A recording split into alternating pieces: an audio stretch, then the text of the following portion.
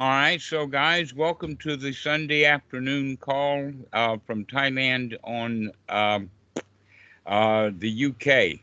So most of the folks that are on the call are not in the States because it's the middle of the night in the United States, but it's in the morning in Europe. So welcome to the call. Wow, we've got quite a crowd today. 2, 4, 6, 8, 10, 11 people. That's great. So the the first thing that we would like to talk about would be the fact that the suttas have been messed with over the past 2,500 years. In fact, they were being messed with right in the time of the Buddha. Now, how does that happen? It happens because the people who were doing it do not have a pure mind. And so they add their own stuff to it, their thoughts. What they think is correct is going to get influenced. One of the ways that I would talk about it is imagine that there is a shrine somewhere off in the wilderness, down in the woods, a small place that's got a small door, and that you can get into this place if you drop all of your baggage. But you have to drop your baggage. You can't take a backpack in it. There's no room for a backpack in there. Okay? Now, imagine that that little small place in the woods has been there for 2,500 years with literally thousands and thousands and thousands of people making their way there and entering that small place, leaving all their baggage outside, which means that the entire hillside is covered with other people's baggage. And most of the Westerners confuse what's the baggage and what's the building that we're entering, because you got to climb over an awful lot of baggage. Then, in fact, one of the big points then that you could say is that there's a whole lot of Western teachers now who claim that they're inside the room, where in fact they're still out there with the baggage, and they're still carrying their own baggage. So this is the metaphor that we would use to understand that the suttas have been changed. Another point which we'll cover in detail in a little while is that there's another point about the suttas, and that is that it's for a wide audience. That some of the stuff applies to some students, other stuff applies to other students, and then there's some stuff in there that applies to only a few students. And yet the way that the Western mind works, we want knowledge. We thirst for knowledge. We want to know step 1, step 2, and step 3. And then many of us also, I don't want to know about step 1. I don't want to know about step 2. I only want to know the bottom line, right?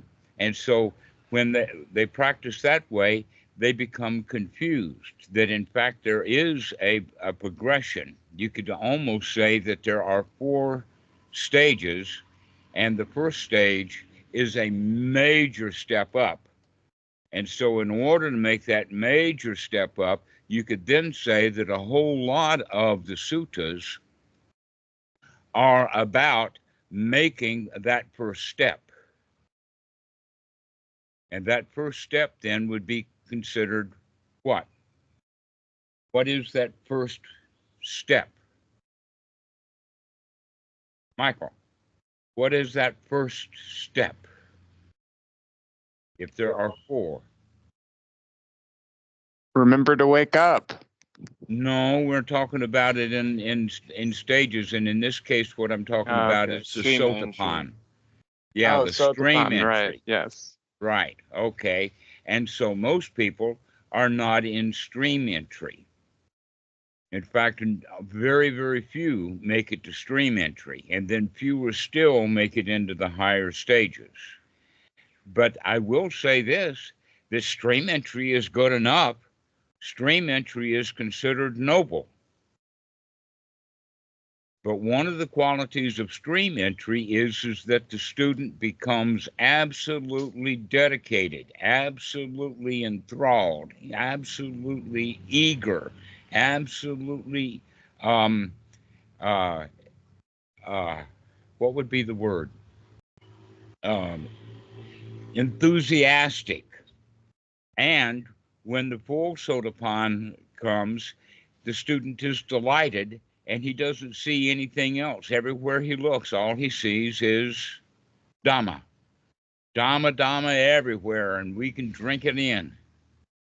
That's the way of looking at it, that your whole life is around Dhamma. Nothing else matters.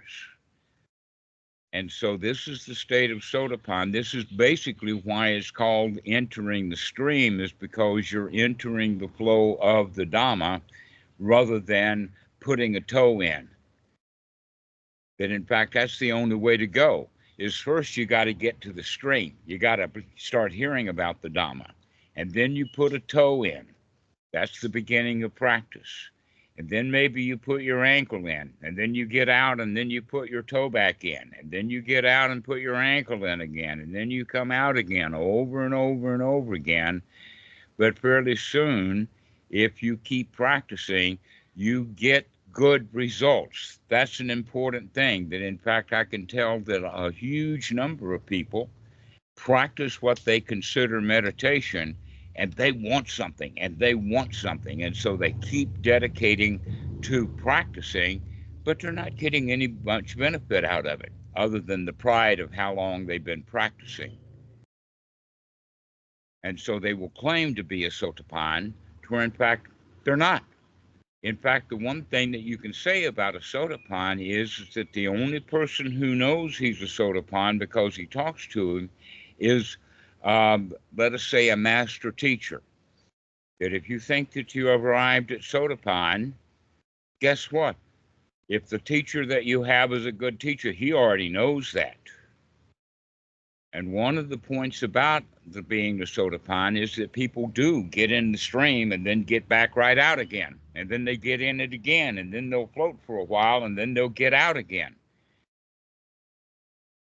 Okay? That I talk about this often, and the phrase that I use is sometimes you feel like a nut, and sometimes you don't. Sometimes you're in the stream, and sometimes you're not. Sometimes when you're in the stream, you're drowning. And then you get back off of the shore. Wow, what a relief it is. I got out of that. And then eventually we get in the stream and we learn how to swim. And we paddle around and we go all over the suttas. And then the best then would be is when you learn to be in the stream and float on your back. And just let the stream do all the work. No place to go, nothing to do. And so this whole point about entering the stream is, let us say, a progression kind of thing, but it's always whether you're in the stream or not, whether you're in the Dhamma right this moment or whether you're not, whether you're in hindrances right now or whether you're not. Now, when you start to develop getting out of the hindrances and getting into the flow, that's development of skill. And so sometimes you're in it and sometimes you're not. And when you're not in it, you're just practicing all the old stuff that you always knew. However, when you're in the stream, when you enter the stream, that's the same thing as developing the skills. This is why the Anapanasati Sutta, among many other places, the Buddha talks about, thus one trains oneself. You train yourself to enter into sukha, and then you train the mind to be able to sustain that sukha. And when you can sustain it over and over and over and over and over again, that's like actually putting a toe in. And then when you get the attitude, I belong here, I belong in the stream, there ain't no place else for me, then that's the next phase of Anapanasati. That would be what they call piti. So you have the piti sukha. The sukha is I can get in, and the piti is this is where I live. This is mine now. Not in a selfish way, but in the sense that you've got a belonging. This is where you belong. You belong in the stream. There's no place else for you. You don't want to be out in the world anymore. An example of that would be I've had on several different occasions, in fact. Once when I was a monk, and also online, when I was a monk, a policeman came and he asked me about the Dhamma. And I says, it depends, if you want a little bit, then you can study a little bit and still be a policeman. But if you want to go into the Dhamma and get some real value out of it, go quit that job. Why? Because if you stay a cop, you're staying in dukkha. That's what a cop's job is all about, is to cause people trouble. They call it service. What are they servicing? Well, they're servicing the people by arresting. That's what a judge does. But when a judge on the bench puts down a verdict, what he's doing, he's dividing up those who's going to get a little bit of dukkha and those who are going to get a lot. And that's what a cop does. When a cop intervenes in any situation, he's there to make sure that somebody's going to get arrested, somebody's going to get dukkha, somebody's going to get a ticket, somebody's going to get hurt. So if you want to be in the Dhamma, you have to come to the point of, hey, I'm not going to stay on that kind of side. I'm going to enter the stream. I'm going to be in the sense of finding a way of reducing dukkha, not causing more of it. So, what has happened over so many centuries is all of these cops, all these policemen, all these would-bes, all these meditators, all these Western Dhamma teachers, and all the old ones from the past 2,500 years, have wanted the Dhamma, love the Dhamma, but are not really able to enter the stream and paddle around and then lay on their back and relax. So we have had a whole lot of people messing with the Dhamma for 2,500 years. One of the little stories about this, by the way, is that Ananda, who was basically, he was a cousin or very close to the Buddha. He was actually raised as his brother.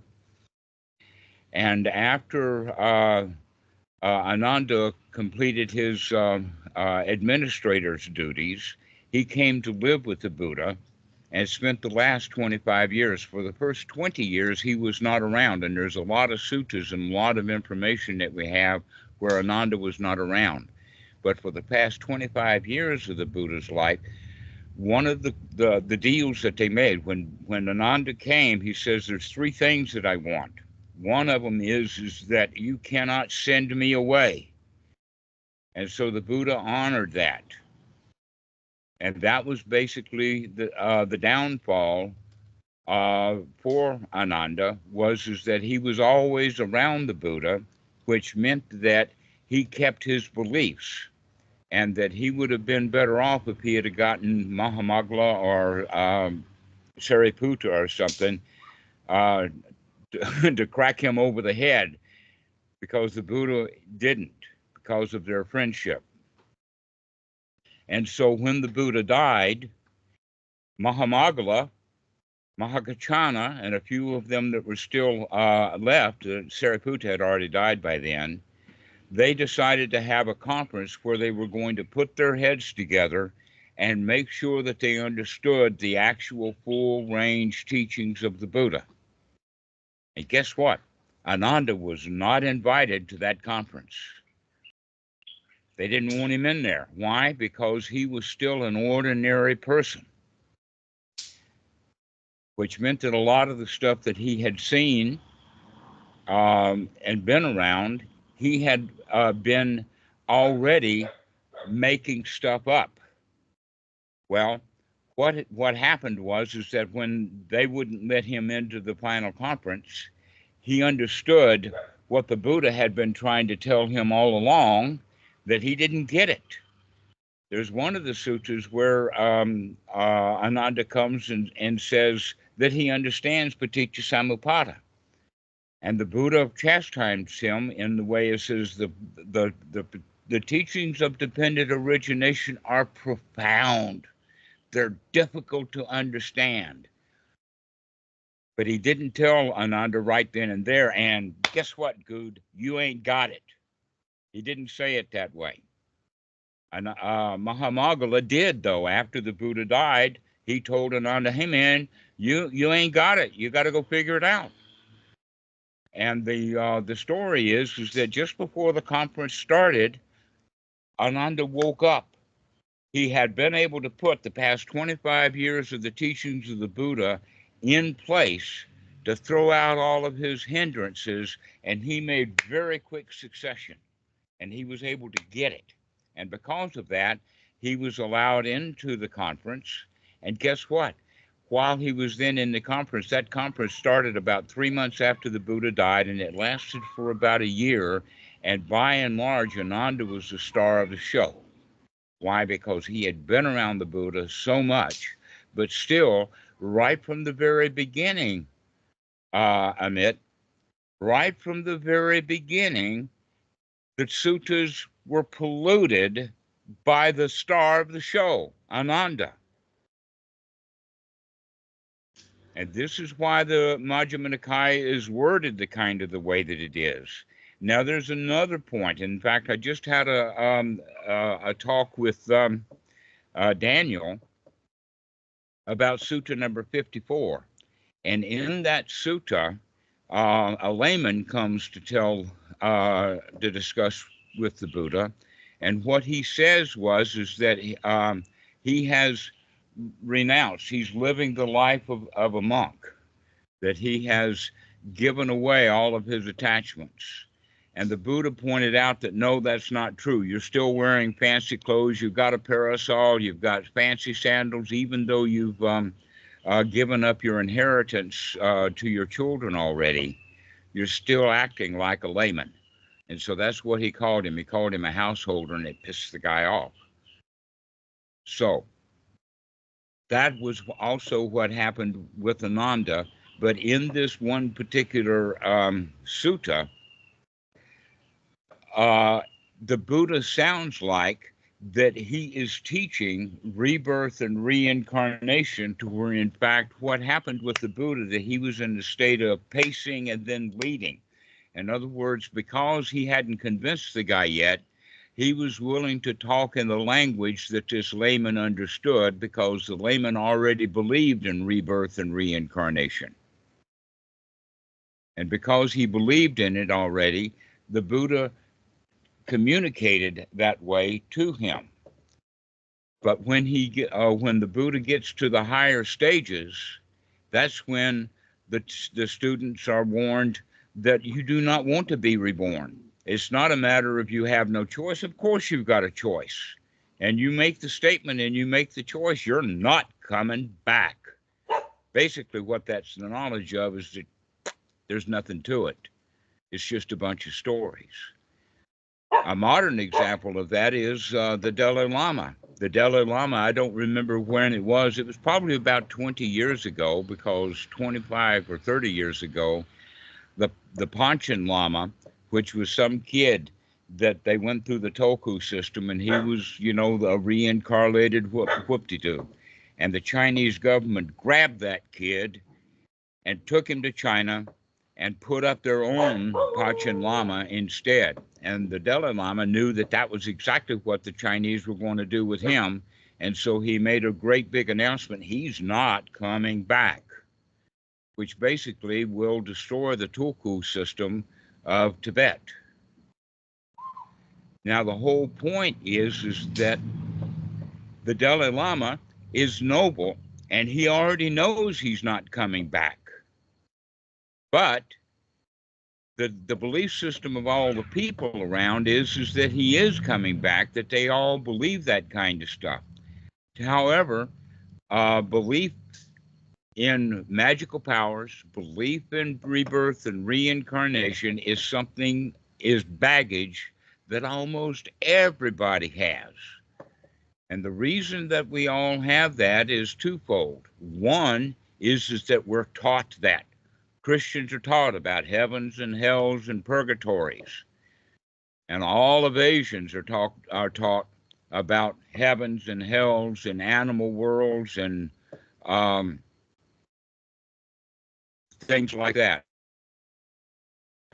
Animal ghostly worlds and all of that. In fact, the Thai people in general are very, very big into ghosts. You'd see a lot of their uh, movies are horror movies where they've got bouncing ghosts. Just like in the West, they have a lot of horror movies. They've got devils and they've got ghosts and they've got dead things, you know. Well, guess what? The kids will go to see those movies because they at least half believe that there are ghosts, there are devils. We're taught that in our society. I mean, is there anybody here who hasn't heard of devils and ghosts? Is anybody here? I mean, everybody's heard, not just heard about it. You've been trained with that data. And so everybody comes to the teaching of the Buddha believing some of that stuff. Even atheists, when they say there is no God, what they're really saying is that I don't want it.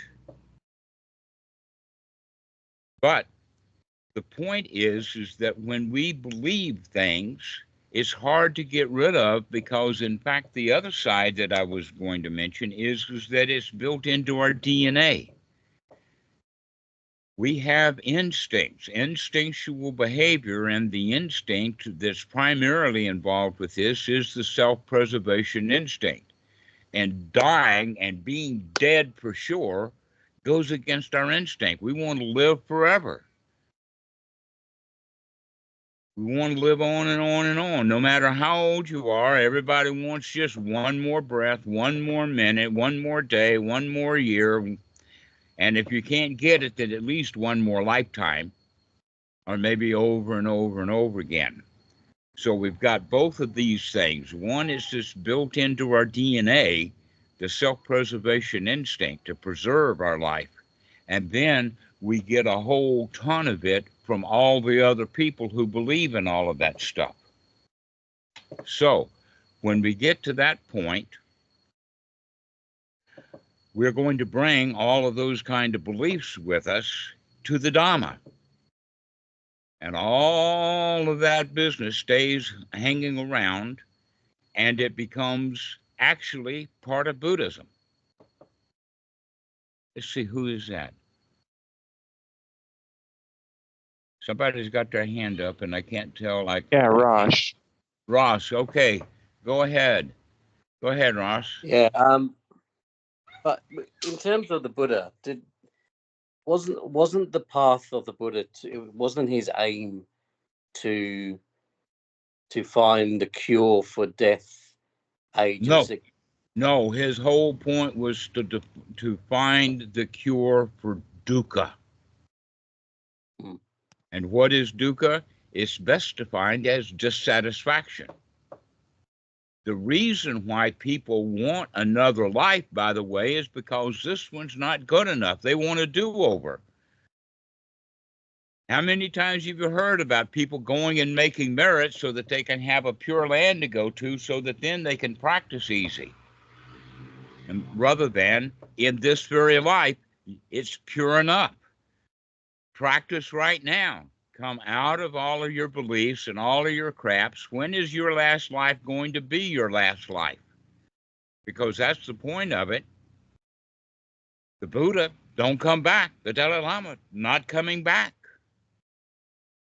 If you're not coming back after the next 20,000 lifetimes, does that mean that their 19,999 life is when you finally figure out that you're not coming back, and so there's no reason to want to? Or can you do that in this life? Maybe this one is the 19,999 life, and you can do it now. Okay, but all of this comes back to that question of where did all of that crap in the suttas come from? But you can also say that the same thing exactly happened to the Bible. How much of the stuff gets screwed up because of translations, and they want to take this book because they like it, and they don't want that apocrypha because they don't like it. And so they kind of manufacture the Bible. They say that it's the word of God, but how many gods have had their fingers in all of those words? And that's the same thing that's happened with the suttas.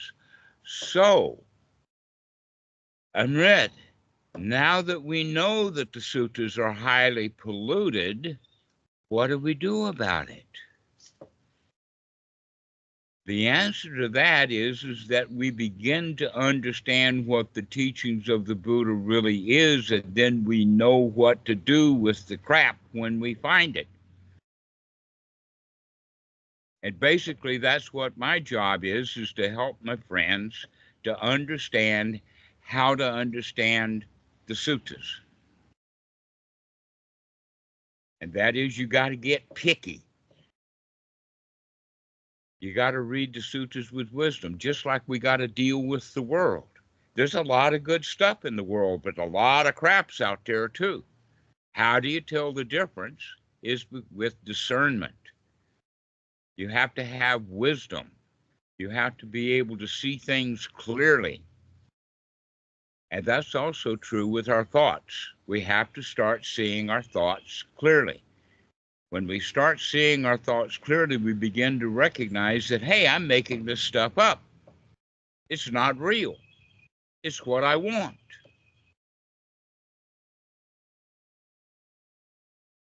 So that happens on a lot of occasions. Let's say that the automobile mechanic is trying to fix his car, but it's in the middle 1950s and car parts are hard to come by in rural South Carolina, so we make stuff up and we put that made up part in our car. They do that a lot in India, by the way, and they've gotten fairly good at it, but they're not putting original parts in. They're putting parts in that they think will work because they're making them up. We call it shade tree mechanic, or fixing our car with baling wire and barbed wire. Sometimes even some bubble gum to try to fix the car to get it going. Okay, so that's how we've been living our lives. We're not using original parts. We're making stuff up on our own. And like I said, this happened right from the very beginning.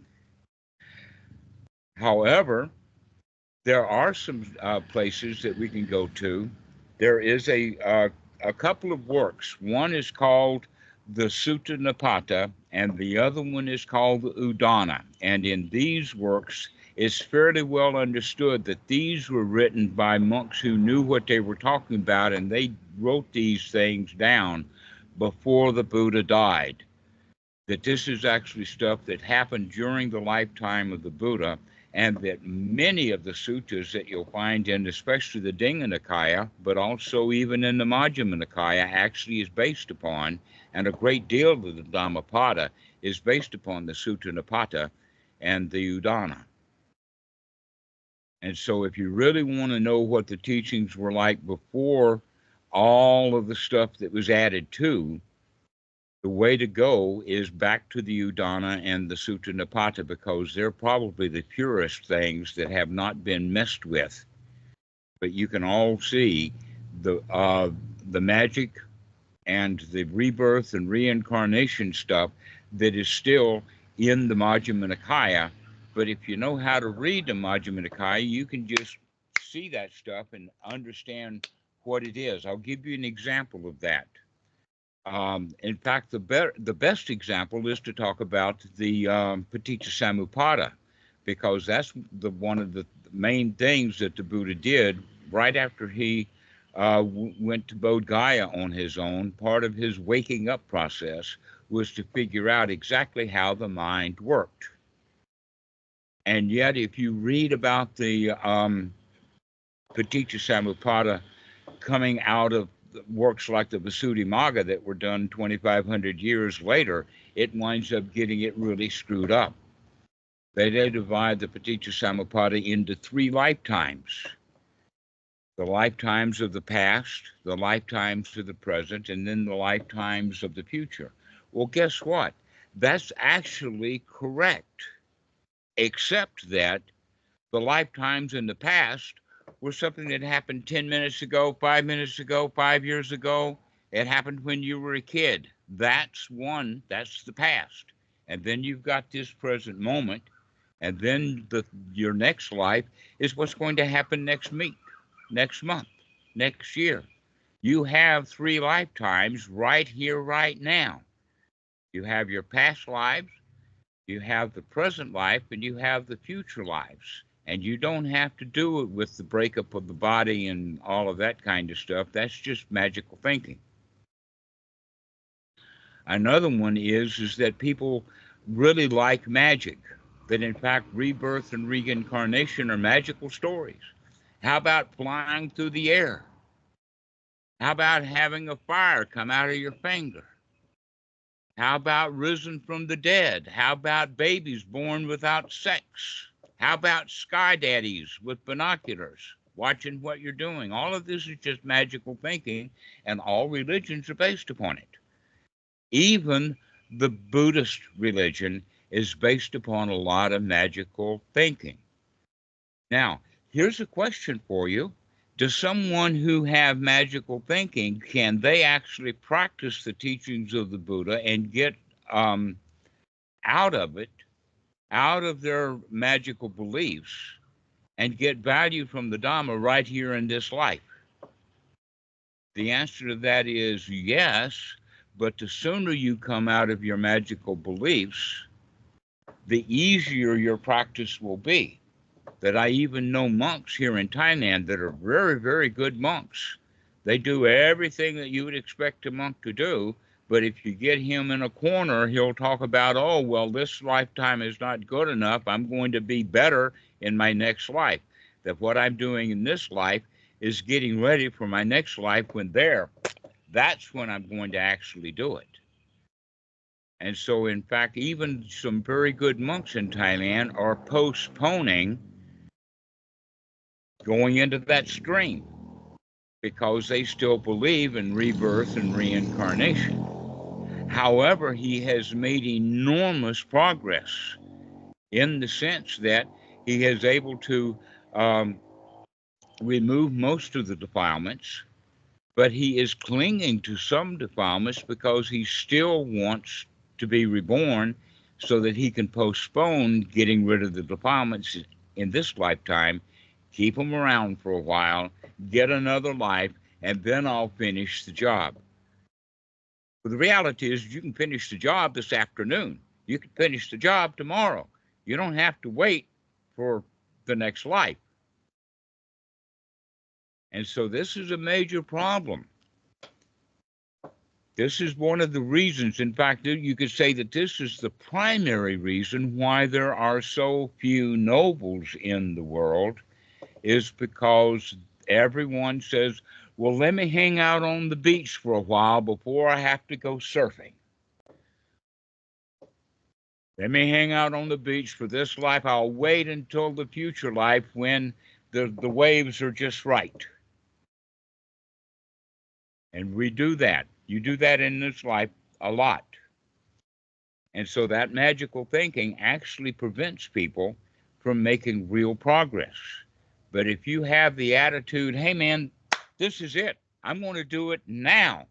Why? Because if I do it now, I won't have to suffer for the rest of this life and a few more, 19,998 lives. I can stop my suffering right now. If it starts up again, I'll stop it again. That's the kind of attitude, that's the attitude that you have that would be considered noble. It doesn't mean that you are completely free of the defilements. What it means is that you're on watch. And when you catch one, you squash it. That's the way to go. All right. So in this process that we've been talking about, we also recognize that there are certain stages along the way. We've talked about it in the metaphor of hanging out on the beach, where all the bugs and all the ticks and all the heat is. But at least we're comfortable enough that we don't jump in.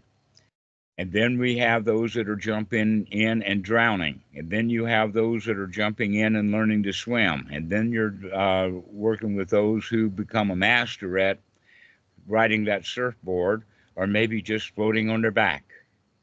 But all of that has skills to be developed. So one point then that was mentioned is, well, what about thoughts?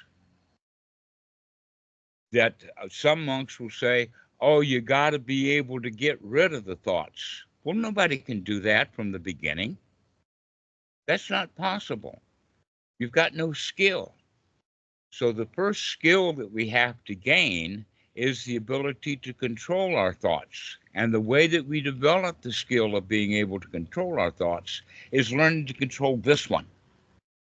And then for a while, we don't control the thoughts. And then we get a hot dog, I can do it now, and control this one again. And the more often you're learning to control a thought, the more skills you have in being able to control the thoughts.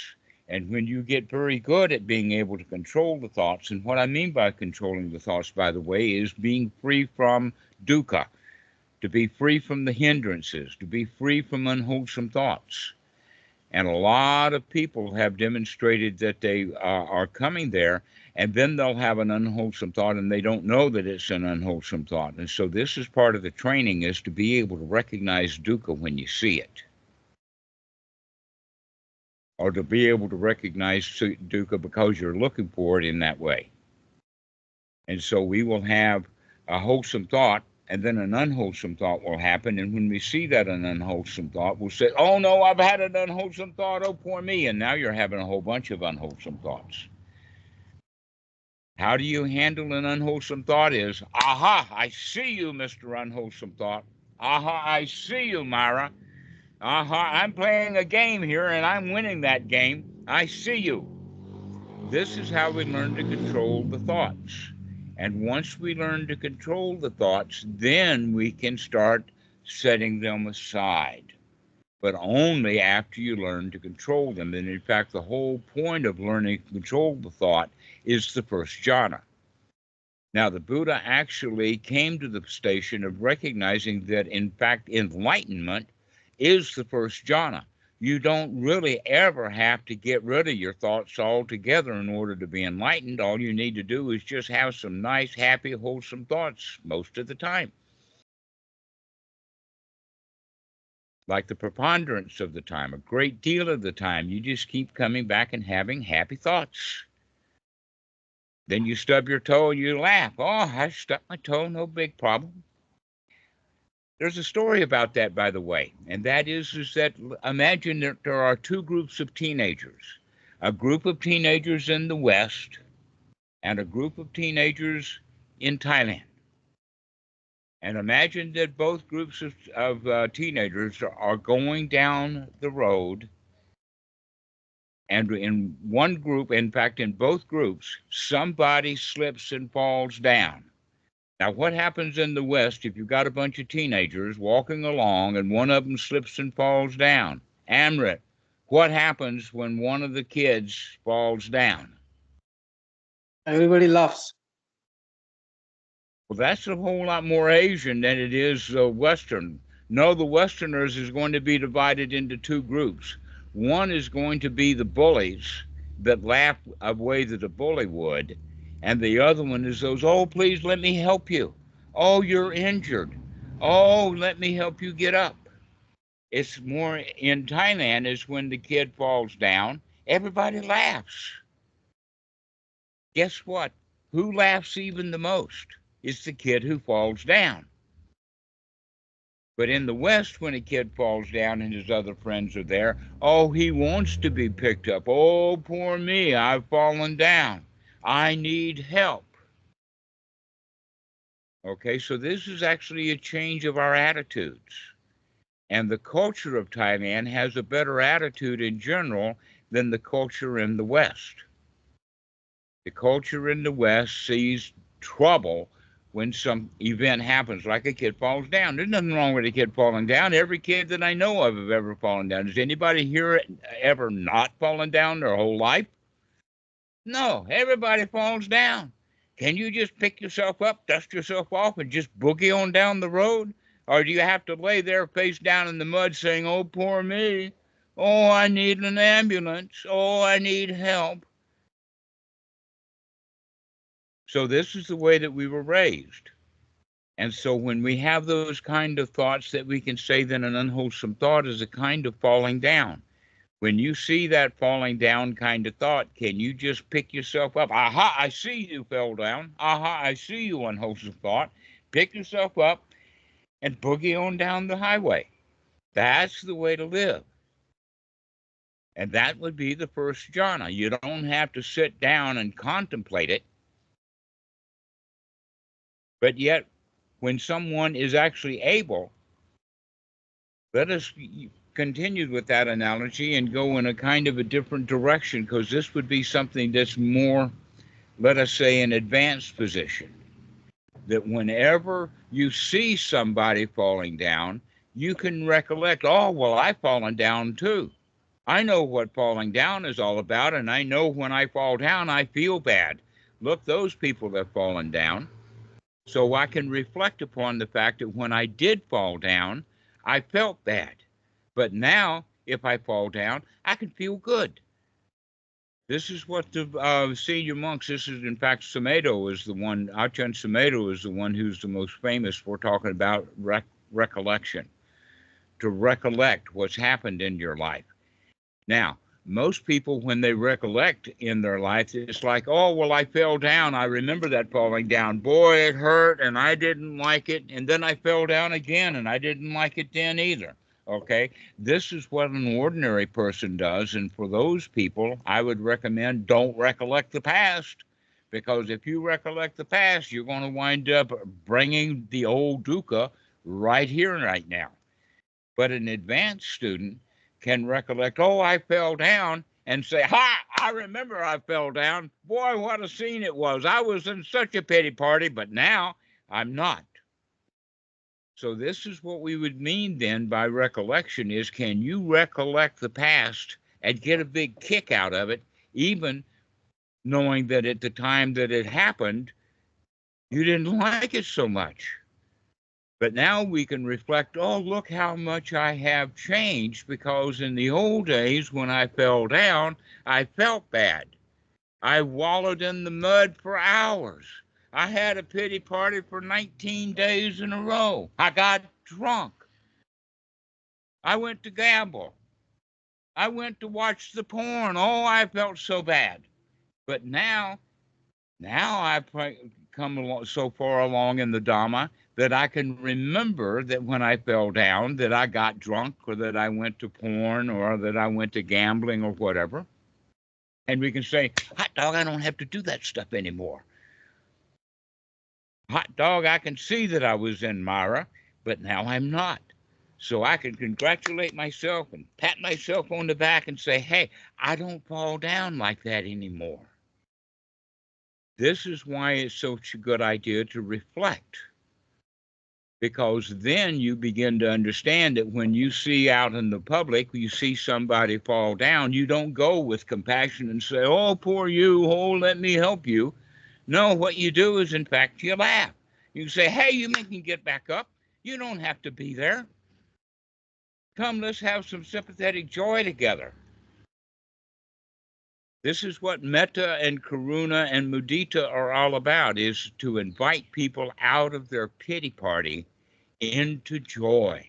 But you can't help somebody come out of their pity party into joy when you're more than likely going to join them in their pity party. No, you got to have your mind actually pretty cleaned out.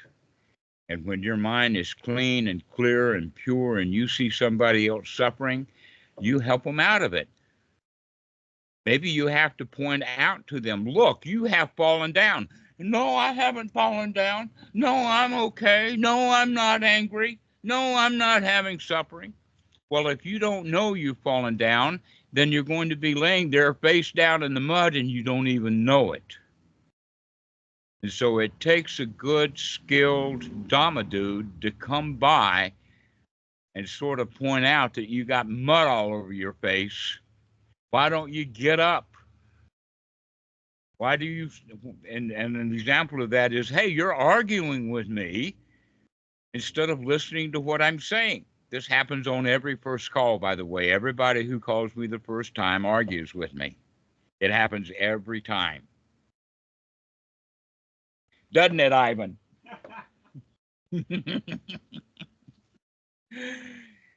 This is why it's a good idea to have a good Dhamma friend who knows, because he's going to point out, hey, you're lying in the mud there. Why don't you pick yourself up and dust yourself off and have a minute of joy? And so that's part of the job that we have as a good friend, is when people call the first time, is to point that out. And then by the end of the conversation, they're laughing and joking and like the fact that they have been shown that they have been screwing up right here on the call. In other words, we are in dukkha and we're ignorant of being in dukkha. We don't know it. We don't know that we're in the ditch. We don't know that we're lying face down in the mud. And so we keep telling ourselves mud is sweet. We like to argue. We like to fuss and to fight. It makes us feel strong. And the point is that we can, in fact, make a big change. And that big change is, first off, to see that we're face down in the mud with these thoughts. And then we can pick ourselves. Aha, I see that I'm laying in the mud. Aha, I see you, Myra. Aha, I see you, unwholesome thought. And by having that kind of attitude, it's actually quite easy to get up. But if you have the attitude, oh, he's right, I am face down in the mud, oh, poor me, then you'll stay in the mud.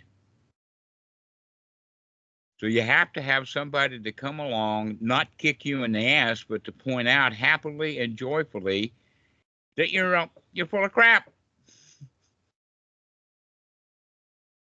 Get up. So we can begin then to control our thoughts so that we don't have these kind of thoughts anymore. And there may come a time when we are so good at controlling our thoughts that we can begin to put some gaps in it, that we have a wholesome thought and a wholesome thought and a wholesome thought. But most people will have a wholesome thought and then 3 or 4 unwholesome thoughts, and then a wholesome thought and then 2 or 3 more unwholesome thoughts. That's the way that the beginners are. For the normal people out there is unwholesome thought thousands in a row, and then they'll have one wholesome thought followed by another 1,000 thoughts of unhappiness. But when we begin to practice, we can get it down to about maybe 25% of our thoughts are wholesome, and about 75% are unwholesome. But when we can get it to where we can go wholesome thought, wholesome thought, wholesome thought, wholesome thought, then we can put a gap between this wholesome thought and the next wholesome thought. Now, normally for the beginners, when they put a gap between the thoughts, the next thought that comes up is going to be an unwholesome thought. Something like, oh, look at me, I was thoughtless for a minute, but now the thoughts have started back up. And I don't like that. Instead of saying, hot dog, the thoughts have started back up again, and I see that. So that we can begin to have wholesome thought, nothing. And then another wholesome thought, and then another wholesome thought, and then nothing. And begin to put some gaps in those thoughts, and pretty soon the gaps can grow so that there's a whole lot of nothing interspersed between wholesome thoughts. This would be the kind of progress that an advanced student would make. This would be, in fact, the state that I would say then would be the Sotagami, to where the Sotapan is the one who knows that this is an unwholesome thought and can do something about it. To where the Sotagami is the one who can have wholesome thought, and then a gap. And very rarely does he have unwholesome thoughts. And when they do, he can see those. He can come right back out of it. And so this is the kind of progress.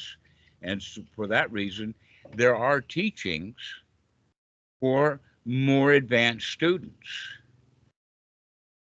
And so we actually, because we have a group of people, we have to begin to mix those beginners things and the more advanced things kind of together, because people will be at various points in time. Then, in fact, when I say people at various points in time, back again, sometimes you're an advanced student and sometimes you're a beginner. Sometimes you're getting quite good at it, and then you're no good at all. Achan Po, by the way, was very good at pointing out to me when I was in Sotapan and when I was not. And he would make that point that it's not an all or nothing. And yet in Western mentality, they think that, oh, I've had a big experience, and I go talk to my teacher who's had big experiences, and he says I'm a Sotapan, so I must be a Sotapan. And then I go all over the place advertising that I'm a Sotapan, where in fact, a lot of the time, you're back out of it again. We go in and out and in and out and in and out and in and out. And so when we're practicing correctly, we get back into it. And then we fall out. And then we get back into it again. So, Amrit, you've had your hand up for quite a while. Please. Yes, I have 2 questions. So the first one is about, for instance, when I'm taking a long breath in, and I'm feeling the breath kind of moving through my body, and I'm calming my body. So this is also, you would consider a thought? Because this is also like manufactured, right? I would say that we should have a way of defining the word thought. So let's do that. Because everybody generally, when they say the word thought, what they're actually meaning is a certain kind of thought called discursive thought, where there's actually words involved. But Yes. there are many, many kinds of thoughts that have no words to them. An example is, when you stub your toe, how many words are you going to use? Maybe one. Ouch! But what we're going to do instead with our mind is we're going to, let us say, think about the fact that the toe hurts. And so when we're experiencing pain, that's the kind of a thought, but it's got no words to it. When you see a pretty girl out there on the street, you just look at her, that's not a thought. Then in fact, the thought of, oh, she's a pretty girl means I'm not looking at her anymore. I'm thinking about looking at her, but I'm not looking at her, I'm thinking.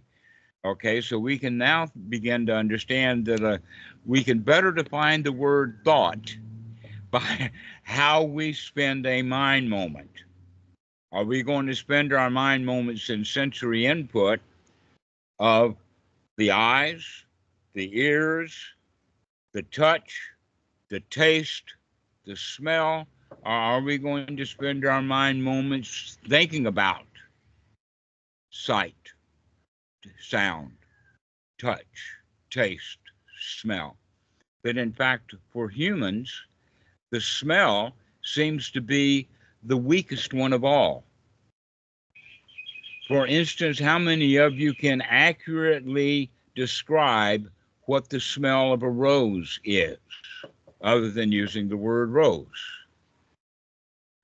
Can you remember and recollect what a rose smells like? And that smell that you remember is exactly the kind of way that a rose would smell if you had one under your nose. This is a kind of training. Very, very, very few people do this. One would be like a wine taster, maybe some chefs. They actually spend their time smelling. Most people don't. It's a very weak one. And yet, if you recollect and remember that dogs are very good, much of their life is spent on smelling. They've got good sense of smell, and they know what things smell like, and they remember smells in a way that humans just don't. However, humans are very good with sight. We can see things and then remember it, but it's still not well trained. That in fact, in the old times of the Buddha, and we still have some of this, and that is to be able to remember quite well.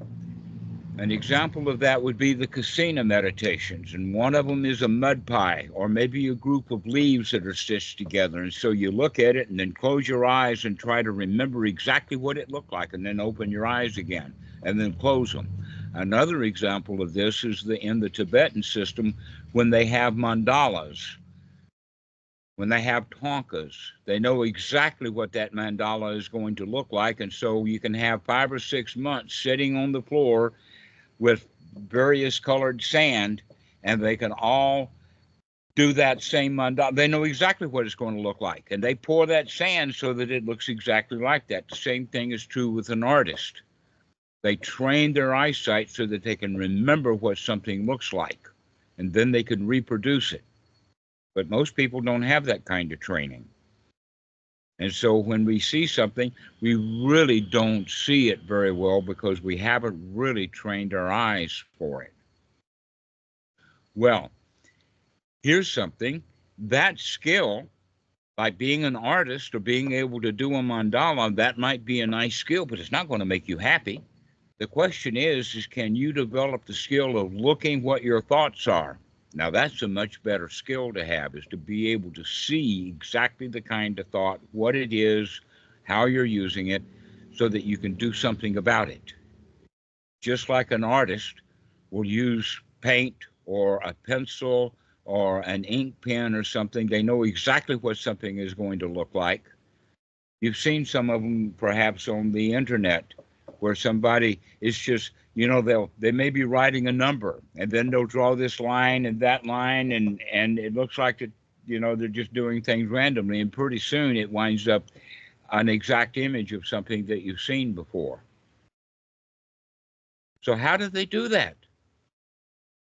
The question really, though, is that how can you begin to see your thoughts the same way, so that you know exactly the kind of thoughts that you're having, and you begin to have the kind of thoughts that you want to have. And when I'm using the word thought in this regard, I'm talking about visual images.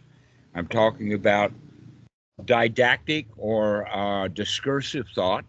And I'm also talking about feelings, which is a kind of thought.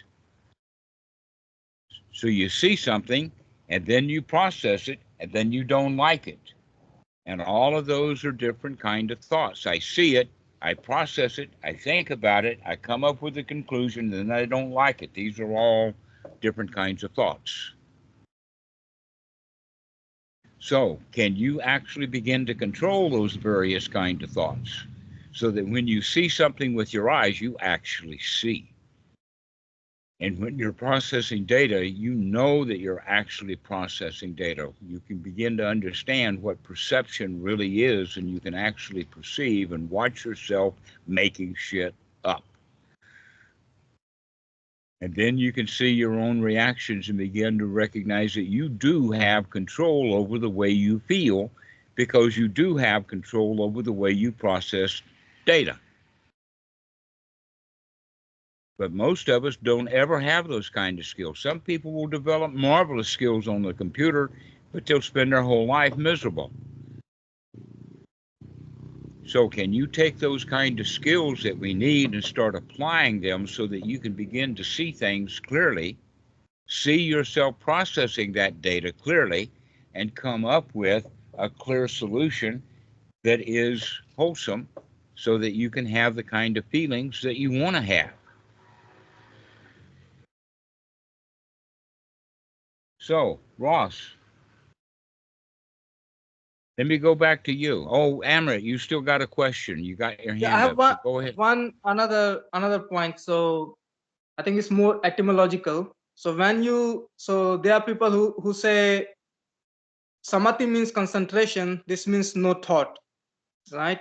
And you always define samadhi is like a wholesome state of mind. And then you Yes. also define, instead of no thought, you want like a wholesome thoughts. Well, I think this wholesome thought is connected to this samadhi as like a whole mind as a whole. right, that we begin to integrate. For instance, when we have this random thought and that unwholesome thought and that thought over there, the mind is scattered. A clear example of that is we have a thought about things should be this way, and then we have another thought, I like it this way. And then we have another thought, oh, this is how it actually is. Okay, so that makes us a crowd inside. And that we can become unified in the mind, but the place that we become unified is not what we like and not how things should be, but we become unified in reality of this is how things actually are. Okay, and the word concentration is almost always misapplied. That in fact you can, when you use the word concentration, use instead the word tight, struggle. When you tell a kid to concentrate on their homework, they knit their brows. They look like that they're working really hard. But the word samadhi doesn't mean working hard. What it means instead is let's bring things together. Let's get real and stop making stuff up. And so I caution everyone to be careful with the word concentration, that in fact a much better use of the word would be repetition, to keep doing something wholesome over and over and over again, just like we have been concentrating on and repeating unwholesome things over and over and over again. That's what makes us tight, is because we keep doing unwholesome things over and over again. But if you start doing wholesome things over and over and over again, that's what brings on samadhi, integration.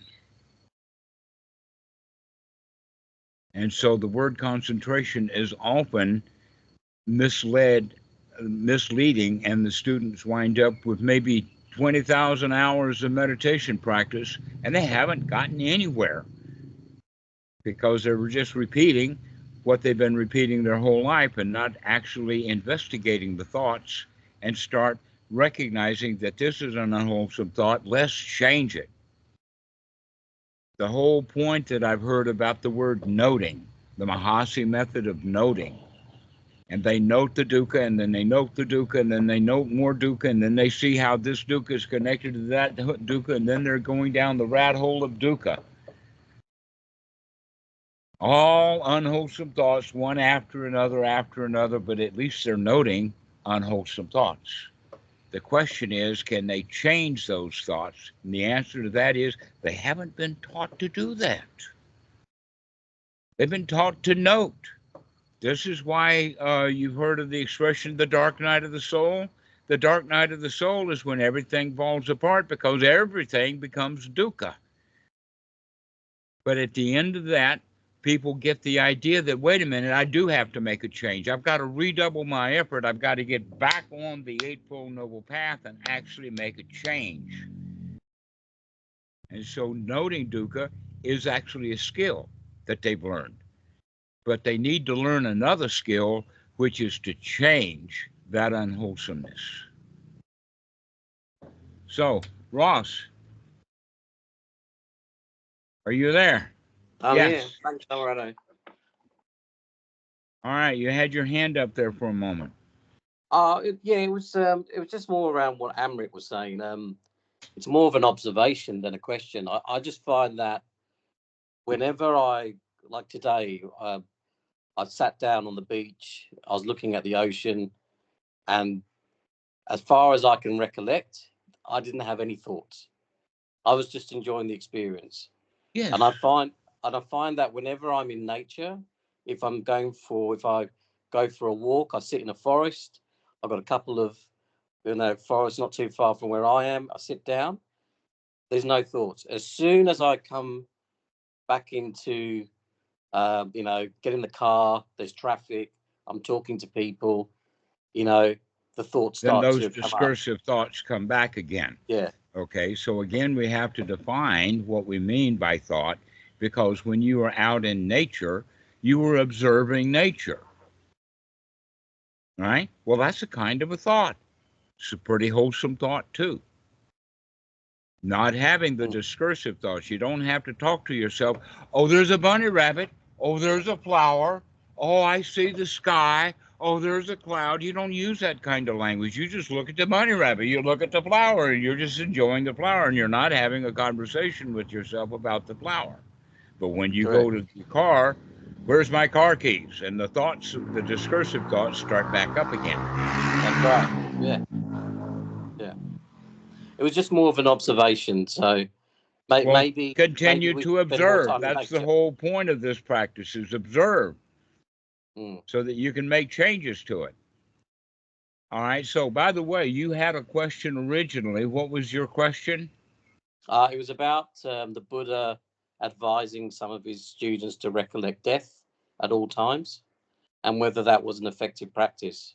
I would not say recollect death all the time, but I would say, here's an example of what I'm getting at. Is Goenka, when I was with him, he had an old VCR recording. You know what the VCR, the tapes, way back when, of an autopsy. And the students would watch that autopsy. Also, the Buddha did, in fact, there's a story that we can tell about that. In the early days, before Ananda was around, he would give the bhikkhus the job of going to the charnel ground and watching bodies rot. And on one occasion, he took a hike and was off for a couple of months. He comes back and he asked one of the attendants, "Where is everybody?" And he says, "Oh, well, they've all killed themselves. They're all right here in the charnel ground." Okay? You become what you think. And so I would not recommend doing a charnel ground meditation or watching dead bodies all the time, but going to a morgue occasionally, going to a funeral home, even learning to do embalming. That would give you the idea and the understanding that you're going to die. Now, the joke is that when medical doctors or new medical doctors, the advanced students of medicine, they are actually put into a situation to where they've got a master old doctor that's going to perform an autopsy while 8, 10, 12 students are standing there. And his job is to have that autopsy done so perfectly that every one of his students passes out or throws up right in front of him. Why is that? Because they identify with that corpse. I am that dead body when they take that knife and slit it this way. I am that body when they take the knife and slit it this way. I am that body when they grab the heart and pull it out. I am that body when they open the skull and pull out the brain. That's my brain. Okay? Here's an example of that is that have you ever been around someone who was sick or injured, like they've got a bone sticking out? Yeah. One of the qualities of a good doctor is that while he is setting that bone, he has the mentality, I'm setting this bone. It's not my bone. So the whole point about the charnel ground recollections has two qualities of it. One is stop identifying with every corpse you find. That's not you. But the second part of it is also is that you are going to die. In a foreign kind of way, this is an example of what's going to happen to you. You someday will be on an autopsy table or having fluid, formaldehyde, embalming fluid pumped through. You are going to be in a casket or maybe burned. That happens to every one of us. We're all going to die. And so being around dead bodies is actually a good idea so that we can begin to understand that. But don't spend too much time in it, because then you really will identify with that corpse and you might want to lay down beside them and die with them. Carl, you had your hand up there for a minute. Yeah, I was going to ask you about when you say you are going to be there. We're talking in a sense of a body, but that is also very futuristic in a sense that we practicing for the future in a way, right? But the future is Yes. not really known, so there is no you in that future yet, and there can never actually be. So Right. what's the purpose of actually contemplating on the All body? right. Is this illusion of the body in this present moment? It's not Okay. ever going to be in the future. Here's the answer to that. Have you heard of the expression that there are only two things that are certain, death and taxes? Michael, have you ever heard that before?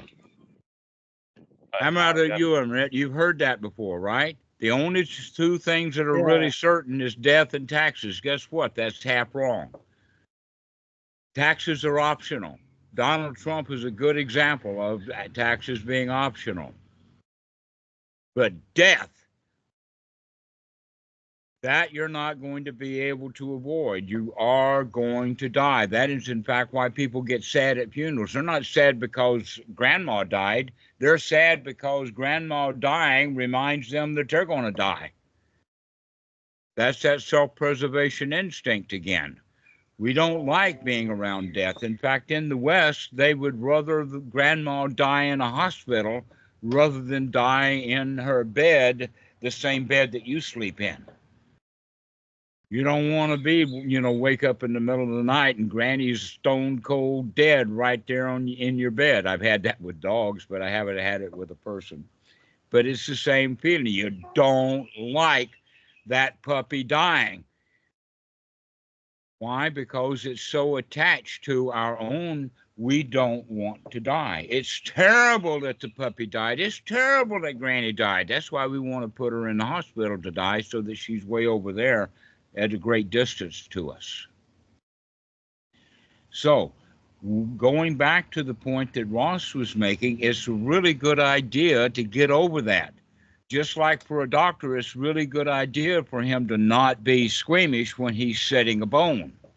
He's got to do that professionally. He's got to come out of the identification of it. So, can you begin to come out of your identification with death and see that right now I'm alive? Whoop-de-doo, I'm alive. I'm going to die someday, but when I do, I'm going to be able to say, whoop-de-doo, not yet. I've got 2 breaths left, maybe 1. Yes, but so also. But I am ready to die. This breath may be the last one. Let me enjoy that completely. Oh, wow, what a good breath this is. It's my last one. I'm going to really enjoy it. So this is the way that we do. We can prepare for our own death. Why?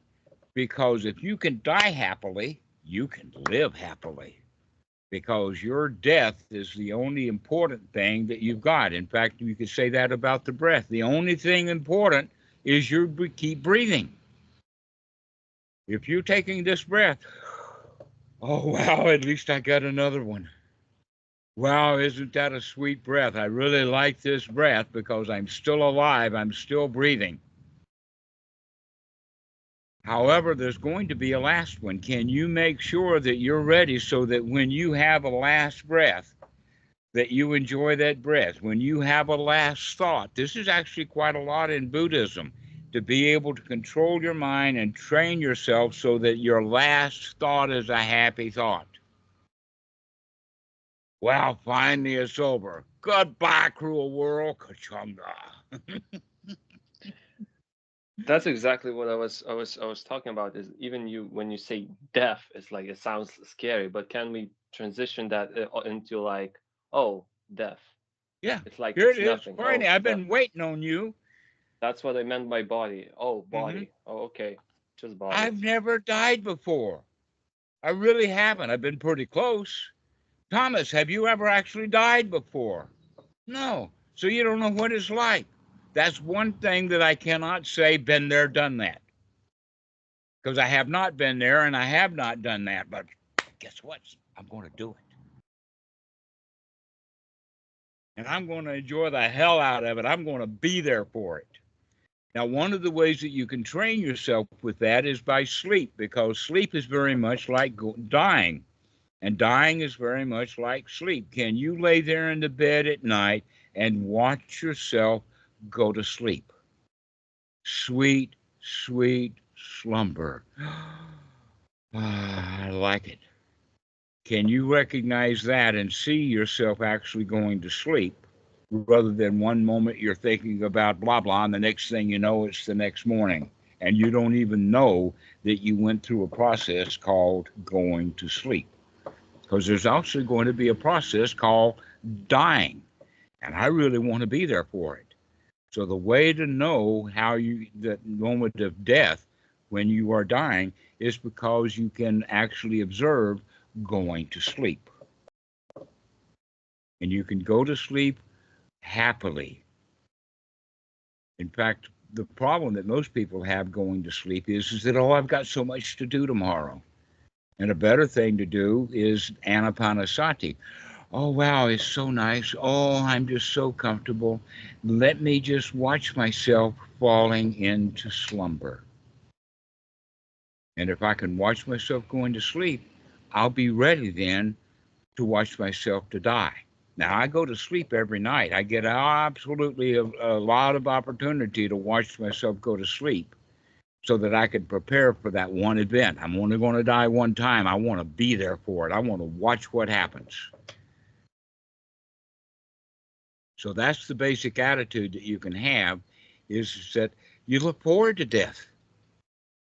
Now is not the time. You don't want to force it, but someday it's going to come. Are you ready for it when it does? Because if you're ready to die at any moment, that means you're ready to live this one.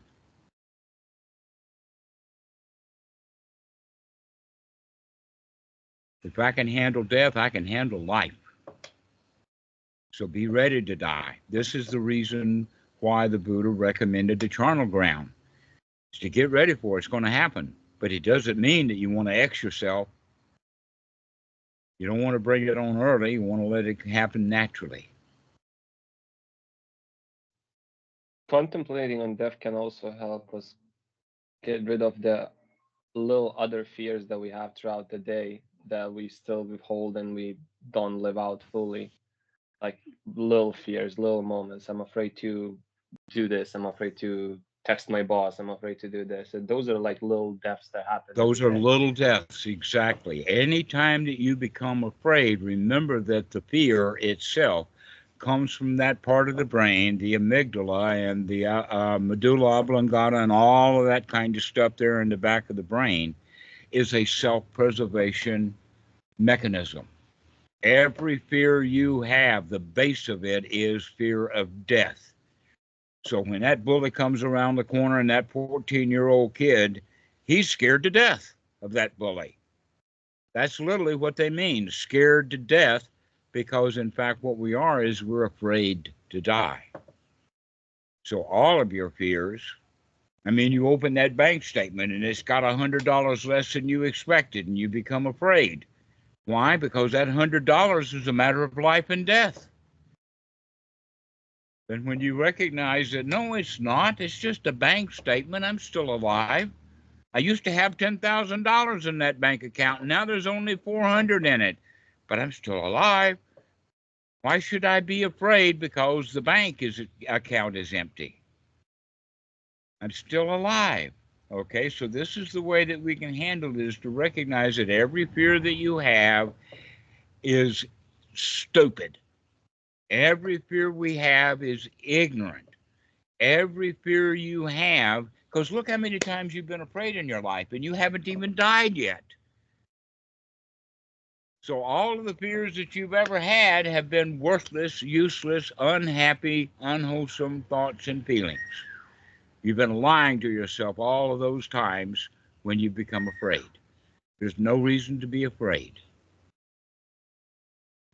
Now, in fact, the way that we use it is that we want to punish our children. We want to make them afraid so that they'll behave themselves. So when a little kid rushes out into the street to catch his ball, daddy's going to yell at him. And the child becomes afraid. And so he stops. It would be much better for Daddy to take him out to the curb and says, you look this way and you look that way, and you train that self so that you don't have to become afraid about running into the street. You don't have to become afraid because Daddy's yelling at you. We don't train our kids that way. We make our children afraid, and we grow up afraid, and we live our lives afraid, where in fact, mostly we're not in any danger at all. So this is a big part of Anapanasati practice, is to recognize right now you're not in danger. Don't be afraid right now. Yeah, I've got to write the boss an email. I'll do it later. Right now I'm feeling too good. I'm not going to write it right now. But most of the time when we think, oh, I've got to write the boss an email, oh, me, oh, I'm going to die. When in fact an email doesn't kill anybody. So this is why we work with it in the sense of become patient. Stop having goals. Stop having deadlines, because if you have a deadline, that means you're going to die if you don't get it done in time. And so a deadline is an actual production mechanism for fear. And a big part of Anapanasati is becoming safe, feeling secure. Come out of those feelings. That in fact now we can even think of death, and I'm not afraid of it. It's going to happen, but why should I be afraid?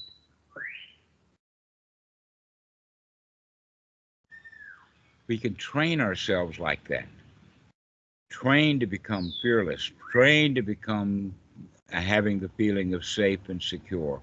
And then at the moment of death, you can still feel safe and secure. I'm okay. Yeah, I'm dying, but that's all right. You can have a peaceful death, happy death. But you got to train for that with Anapanasati. Whatever happens, it's not a reason to become afraid. Yeah, I got to write the boss an email, but I don't care. I'm still alive. Writing that email is not going to kill me. So this is the way that we begin to practice Anapanasati, is to look at the fact that we become afraid. Remember that part when I was talking about being face down in the mud and not even knowing it? That happens because of fear. We're afraid. That's what we mean by falling down, is that we fall down into fear. All negative feelings come from fear. They've got a base of fear at every one of them. For instance, anybody that becomes angry already has fear. Somebody becomes angry because he's insulted? No, he's become angry because he was afraid that that insult is going to harm him, maybe even kill him. So fear brings on anger, frustration, panic, stress, fatigue, sadness, guilt, grief. All of those feelings all have fear. And ultimately the fear is that whatever it was that we're afraid of is going to kill us. And so the real practice of Anapanasati is coming out of that stupid, ignorant lie that we tell ourselves that this is dangerous, when in fact it's not. It's not going to kill us.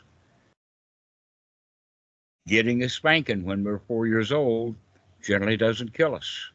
Child abuse doesn't kill the child, but it sure messes him up. Why? Because now he's afraid. But if the child is not afraid, then he can live his life happily. But I don't know of anyone here who has actually never become afraid and started the habit of being afraid. Everybody here is in the habit of being afraid. And we'll just go around finding things to be afraid about. We feel the fear and then you say, well, what was it? Oh, it must be because I didn't write that email. Oh, I feel terrified. Why? Maybe the flat tire.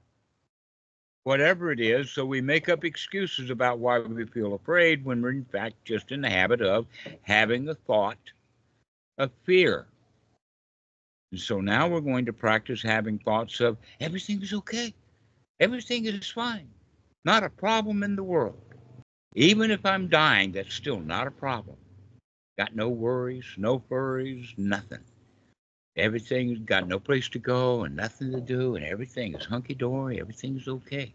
This is how we practice so that we can come out of that state of fear, come out of the one who is a victim to his fear, and become fearless. This is a major teaching of the Buddha. There's several suttas about coming out of our fear, to confront our fear, to recognize that what we thought was danger, not danger at all. This is part of the reason why going and looking at an autopsy, either on a video or standing right there when the body's being cut open, is to recognize that that body can get cut open, but it's not going to be dangerous to you. That what's dangerous to you is your feeling of being afraid. So we've been droning on and on for a while now. I hope you guys are going to be afraid that this talk is over. So, Thomas, do you have any remarks? I'm seeing you smiling there. You've been smiling and nodding a lot.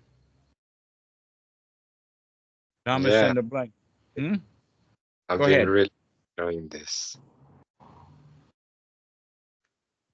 How about Can you, Ross, number one? How are you feeling over there? Hey, I'm feeling pretty chilled. Pretty chill. How about you, Carl? Are you afraid now, or are you feeling chill? Chill. Chill. Good. Good. How about you, Ivan? I feel peace. You got quite a hum there. David. Amazing. I feel amazing. Thank you. All right. Okay. How about you, Alex? How you feeling?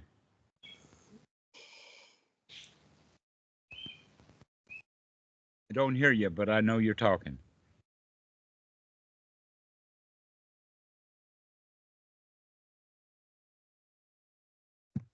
Now, no, even when you unmute mic, I don't hear you.